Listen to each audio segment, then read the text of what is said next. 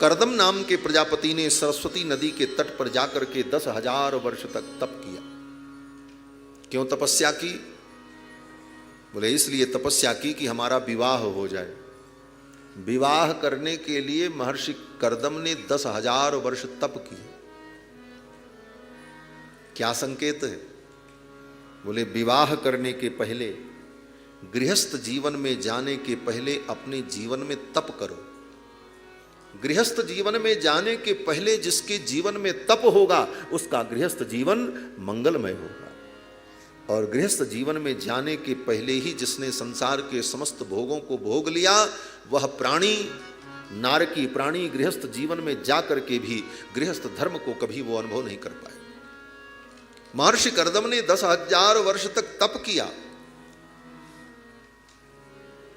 प्रजासृजेति भगवान कर्दमो ब्रह्मणोदितः सरस्वत्याम तपस्तेपे सहस्राणाम समादश। 10,000 वर्ष तक तप किया, भगवान की आराधना की। भगवान प्रसन्न हो गए और भगवान प्रकट हो गए। भगवान अपने गरुड़ पर बैठ करके आए, प्रकट हो गए। महर्षि कर्दम ने देखा भगवान को, तो महर्षि कर्दम ने भगवान से कहा, प्रभु मैंने तप किया है, मुझे कुछ कामनाएं हैं मन में, उन कामनाओं की प्राप्ति के लिए मैंने आपकी आराधना की। भगवान ने कहा क्या कामना है? तो कर्दम महर्षि ने कहा तथा सचाहम परिवोढु कामः समानशीलाम गृह में दधेनुम। हे भगवान, मैं चाहता हूं कि मेरा विवाह हो जाए। और कैसे विवाह हो? कर्दम महर्षि ने भगवान से कहा कि ऐसी पत्नी मुझको मिले जो मेरे समान गुणधर्म वाली, समानशीलाम, समान गुणधर्म वाली हो, और गृह में दधेनुम, मेरे गृहस्थ धर्म का पालन करने के लिए कामधेनु के समान। महर्षि कर्दम भोग के लिए विवाह नहीं कर रहे, महर्षि कर्दम धर्म के लिए विवाह करना चाहते। विवाह संस्कार का मुख्य प्रयोजन धर्म है, भोग द्वितीय प्रयोजन है, प्रथम प्रयोजन धर्म है। विवाह इसलिए नहीं किया जाता कि विवाह करके हम केवल भोग भोगें। विवाह का प्रथम प्रयोजन धर्म है। कौन सा धर्म? बोले वेदों में वर्णित जो बड़े बड़े यज्ञ हैं, बड़े बड़े धार्मिक अनुष्ठान हैं, जिन अनुष्ठानों के विषय में वेदों में कहा गया है कि विवाह करने के बाद ही व्यक्ति इन धर्म कर्मों का अधिकारी होता है, तो उन धर्म कर्मों को संपादित करने के लिए विवाह संस्कार की आवश्यकता है। ये प्रथम पक्ष है। इसीलिए पत्नी को धर्म पत्नी कहा जाता है। धर्माय पत्नी धर्म पत्नी, धर्म के आचरण के लिए हमने विवाह संस्कार किया। हमारे जीवन के जितने संस्कार हैं उन संस्कारों का उद्देश्य धर्म ही। विवाह संस्कार का भी मुख्य उद्देश्य धर्म का आचरण है। और भोग, संतान की प्राप्ति, बोले ये द्वितीय पक्ष है, ये साधारण पक्ष है, ये तो स्वाभाविक है। जैसे कोई व्यक्ति खेत में गेहूं बो करके आता है तो गेहूं की खेती क्यों करता है? भूसा के लिए करता है? बोले नहीं, गेहूं की खेती तो वो गेहूं के लिए करता है। खेत में गेहूं बो करके आता है इसलिए कि हमको गेहूं की प्राप्ति हो, अन्न की प्राप्ति हो। भूसा के लिए कोई व्यक्ति खेती करने नहीं जाता कि चलो हम खेत में गेहूं बो दें, हमको 10 कुंटल भूसा मिलेगा। उद्देश्य उसका क्या है? बोले अन्न की प्राप्ति, गेहूं की प्राप्ति। लेकिन भूसा बिना चाहे उसको मिलता है। अगर गेहूं की खेती करेगा तो गेहूं तो उसको मिले न मिले, लेकिन भूसा तो मिलेगा ही मिलेगा। उसी प्रकार गृहस्थ जीवन में मुख्य उद्देश्य धर्म है। महर्षि कर्दम कहते हैं कि मुझे ऐसी पत्नी चाहिए जो मेरे धर्म में, मेरे धार्मिक अनुष्ठान में कामधेनु के समान मेरी इच्छा के अनुकूल रहकर मेरे धर्म का संपादन कराए। समानशीलाम गृह में दधेनुम, आप कृपा करो मेरा विवाह हो जाए। भगवान मुस्कुराने लगे। भगवान ने कहा चिंता मत करो, विदित्वा तव चैत्यम में पुरैव समयोजित। तुम्हारे चित्त के भाव को, तुम्हारे मनोभाव को मैं पहले ही जान गया था, इसलिए मैंने सब व्यवस्था कर दी। कर्दम महर्षि ने कहा क्या व्यवस्था आपने की? भगवान ने कहा बस यहीं अपने आश्रम में बैठे रहो और बस एक दिन छोड़कर परसों श्री मनु जी महाराज अपनी पत्नी शत्रुपा के साथ अपनी बेटी देवहूति को लेकर के आएंगे और आपसे विवाह का प्रस्ताव करेंगे। आप स्वीकार कर लेना, घर बैठे आपका विवाह हो जाएगा। कर्दम महर्षि ने कहा विवाह के बाद मेरे जीवन में क्या होगा? तो भगवान ने कहा हे महर्षि, विवाह के बाद तुम अपनी पत्नी के साथ यज्ञादि धर्म का अनुष्ठान करना और समय आने पर तुम्हें 9 कन्याएं प्राप्त होंगी, 9 बेटियां पैदा होंगी। एक बेटी नहीं, 9 बेटियां। और 9 बेटियों के बाद तुम्हें पुत्र रत्न की प्राप्ति होगी और वो पुत्र कोई और नहीं होगा, मैं ही तुम्हारा पुत्र बन करके आऊंगा। ये भगवान ने वचन दिया, मैं ही आपका पुत्र बन करके आऊंगा। साहम स्वां सकलया त्वद्वीर्येण महामुने तव क्षेत्रे देवहूत्याम प्रणेस्ये तत्व संहिताम। आपका पुत्र बन करके मैं आऊंगा और मैं तत्व संहिता सांख्य शास्त्र का प्रणयन करूंगा।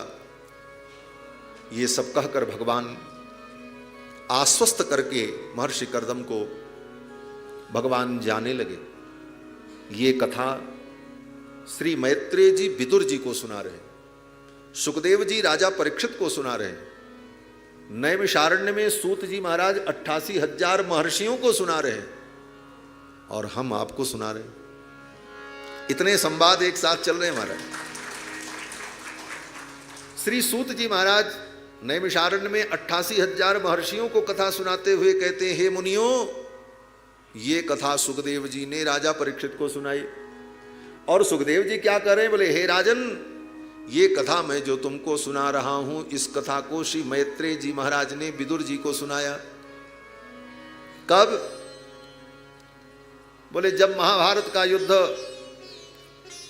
होने जा रहा था, उस समय विदुर जी महाराज ने सोचा इस महाभारत युद्ध में सम्मिलित होना ठीक नहीं है, क्योंकि कौरव के पक्ष से मुझे युद्ध करना पड़ेगा और कौरव का पक्ष अधर्म का पक्ष है, और पांडव के पक्ष में मैं जा नहीं सकता क्योंकि मैं इनका सचिव हूं। ऐसे धर्म संकट की स्थिति में विदुर जी महाराज ने धृतराष्ट्र से कहा, राजन, मैं तीर्थ यात्रा में जाना चाहता। धृतराष्ट्र ने मन में सोचा, कहीं ये विदुर तीर्थ यात्रा के बहाने गए और जाकर के पांडव से मिल गए, तब तो सब काम गड़बड़ हो जाए। तो धृतराष्ट्र ने कहा कि ठीक है विदुर, तुम तीर्थ यात्रा पर जाओ।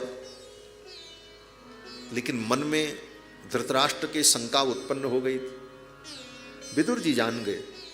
विदुर जी ने कहा, इनके मन में शंका होगी, इनके मन में पाप होगा, इससे अच्छा है मैं इनकी शंका का समाधान करके जाऊं। और विदुर जी ने अपना धनुष बाण, अपने अस्त्र शस्त्र ला करके धृतराष्ट्र के चरणों में रख दिए और प्रणाम किया और कहा, हे भगवान, हे राजन, अब मैं तीर्थ यात्रा पर जा रहा हूं, मेरे अस्त्र शस्त्र आपके चरणों में समर्पित हैं। और श्री विदुर जी महाराज भगवान के परम भक्त हैं। श्री विदुर जी महाराज तीर्थ यात्रा के लिए निकल पड़े और इसी तीर्थ यात्रा में विदुर जी को श्री उद्धव जी मिले। श्री उद्धव जी मिले तो विदुर जी ने उद्धव जी से पूछा, प्रभु श्री द्वारिकाधीश का क्या समाचार है? उनकी कथा आप मुझे सुनाओ, उनका चरित्र मुझे सुनाओ। तो उद्धव जी ने कहा, विदुर, भगवान श्री कृष्ण जब अपनी लीला को पूर्ण करके निज धाम जा रहे थे तो उन्होंने मुझे तत्व का उपदेश किया था और उसी समय श्री मैत्रेय जी ने भी सुना था। और हे विदुर, तुम बड़े भाग्यशाली हो, उस समय भगवान श्री कृष्ण ने तुम्हारा स्मरण किया था भगवान श्री कृष्ण ने कहा था, मैत्रेय, मेरा भक्त विदुर अगर तुमको मिले तो मेरा ये उपदेश, ये तत्व ज्ञान विदुर को सुना देना। उद्धव जी की इस बात को सुनकर श्री विदुर जी महाराज रो पड़े, आंखों से अश्रु आ गए। भगवान श्री कृष्ण ने मुझे स्मरण किया, मुझे याद किया। उद्धव जी ने कहा, आप जाओ, श्री मैत्रेय जी आपको मिलेंगे और मैत्रेय जी आपको भगवान की लीलाओं का वर्णन करके सुनाएंगे। उद्धव जी से विदा लेकर के विदुर जी महाराज तीर्थ यात्रा में भ्रमण करते हुए हरिद्वार आए और हरिद्वार में आकर के श्री विदुर जी को श्री मैत्रेय जी महाराज मिले। मैत्रेय जी जब मिले तो विदुर जी ने मैत्रेय जी से प्रश्न किया कि मुझे भगवान की लीलाओं का वर्णन करके सुनाओ। तो श्री मैत्रेय जी महाराज ये कथा विदुर जी को सुना रहे हैं। इतने संवाद एक साथ भागवत में चल रहे हैं। नैमिषारण्य में सूत जी सुना रहे हैं, गंगा के तट पर सुखदेव जी महाराज राजा परीक्षित को सुना रहे हैं, और हरिद्वार में गंगा के तट पर श्री मैत्रेय जी महाराज विदुर जी को सुना रहे हैं। विदुर जी ने पूछा कि हे भगवान, भगवान श्री नारायण आए और कर्दम महर्षि की तपस्या से प्रसन्न होकर के उन्होंने वचन दिया, फिर उसके बाद क्या हुआ? तो श्री मैत्रेय जी कहते हैं कि एवं तमनुभाष्याथ भगवान प्रत्यगक्षजः जगाम बिंदु सरस सरस्वत्या परिसृतात्। इस प्रकार भगवान ने कर्दम महर्षि को वचन दिया और फिर भगवान अपने गरुड़ पर बैठकर विदा हो गए। भगवान जब चले गए तो महर्षि कर्दम अपने आश्रम में अपनी कुटिया में बैठे रहे। 2 दिन बीता। भगवान ने जिस प्रकार से कहा था ठीक उसी प्रकार से 2 दिन बीतते ही श्री मनु जी महाराज अपनी बेटी देवहूति को लेकर के अपनी पत्नी शत्रुपा के साथ कर्दम महर्षि के आश्रम में आए। आकर के महर्षि कर्दम का पूजन किया, वंदन किया, और श्री स्वयंभू मनु ने कर्दम महर्षि से कहा, हे मुनिवर, नारद जी के द्वारा आपकी महिमा को सुनकर के मेरी बेटी ने आपको अपना स्वामी मान लिया है, पति मान लिया है। आप मेरी कन्या देवहूति का पाणी ग्रहण करें, मैं आपको कन्यादान करने के लिए कन्या को लेकर के आया।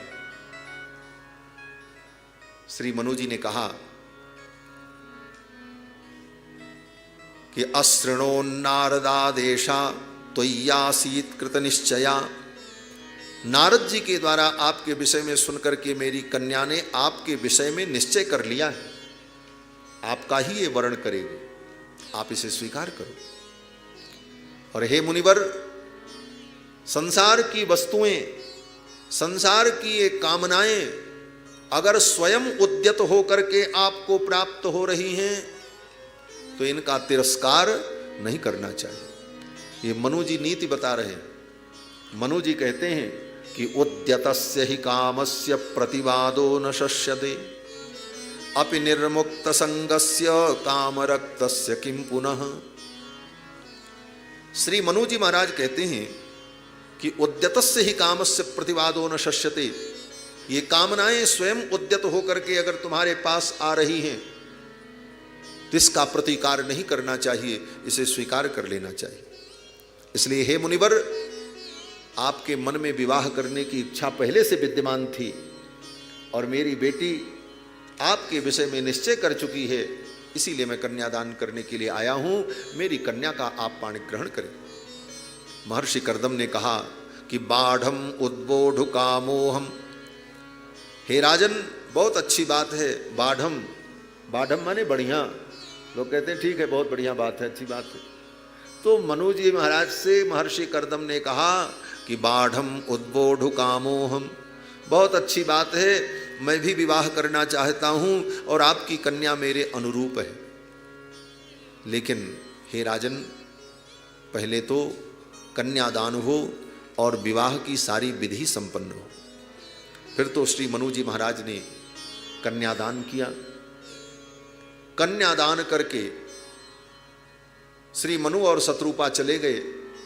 कन्यादान लेने के बाद महर्षि कर्दम ने विधि पूर्वक अग्नि की स्थापना की और अग्नि की स्थापना करके विवाह से संबंधित जो आहुतियां हैं उन आहुतियों को प्रदान करके देवहूति के साथ विवाह संस्कार संपन्न किया। महर्षि कर्दम का जब विवाह हो गया, देवहूति आ गई और देवहूति के माता पिता श्री मनु और शत्रुपा महर्षि कर्दम को प्रणाम करके अपने घर लौट गए। श्री मैत्रेय जी महाराज कहते हैं कि पितृभ्याम प्रस्थिते साध्वी पतिमिंगित को विदा। अपने माता पिता के चले जाने के बाद साध्वी देवहूति अपने पति महर्षि कर्दम की सेवा करने लगी। यहां पर देवहूति के लिए श्री सुखदेव जी ने साध्वी शब्द का प्रयोग किया। साध्वी उस स्त्री को कहते हैं जो स्त्री पतिपरायणा हो। पतिव्रता स्त्री को ही साध्वी कहा जाता है, लेकिन आजकल तो साध्वी उसको कहते हैं जो विवाह न करे और एकाकी जीवन व्यतीत करे, सन्यासिनी बन जाए, उसको लोग साध्वी कहते हैं। लेकिन साध्वी का मतलब होता है पतिपरायणा। जो पतिपरायणा है, पति के चरणों में रहकर पति की सेवा करते हुए जीवन व्यतीत करती है, ऐसी स्त्री को साध्वी कहा जाता है। श्री मैत्रेय जी महाराज कहते हैं कि पितृभ्याम प्रस्थिते साध्वी पतिमिंगित कोविदा।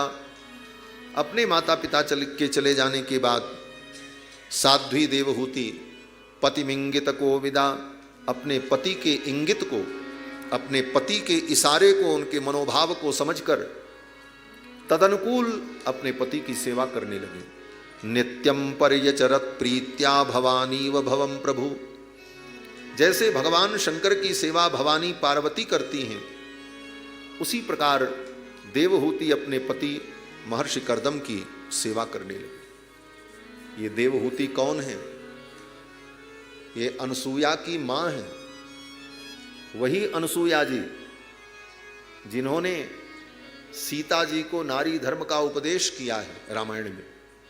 वो अनसुया जी